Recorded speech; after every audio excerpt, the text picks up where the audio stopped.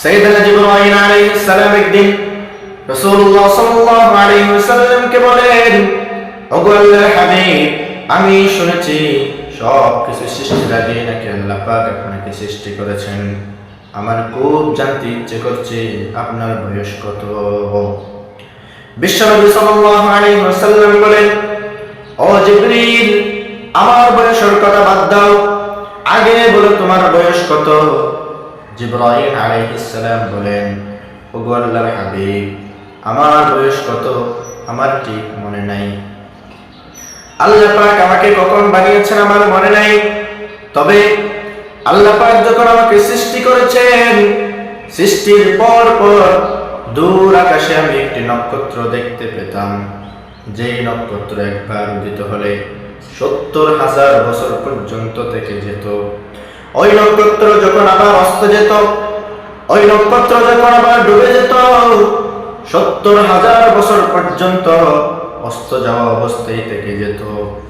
এভাবে একবার উদিত হওয়া, একবার অস্ত যাওয়া, ৭০,০০০ বছর পর্যন্ত উদিত থাকা, ৭০,০০০ বছর পর্যন্ত অস্ত যাওয়া, এভাবে আমি জিবরাইল ৭২,০০০ বছর পর্যন্ত দেখেছি। সুবহান। জিবরাইল আলাইহিস সালাম বলেন, ওগো আল্লাহর হাবিব, এবার আপনি চিন্তা করে দেখুন, ক্যালকুলেট করে দেখুন আমার বয়স কত। রাসূলুল্লাহ সাল্লাল্লাহু আলাইহি ওয়াসাল্লাম মুস্কি হাসলেন।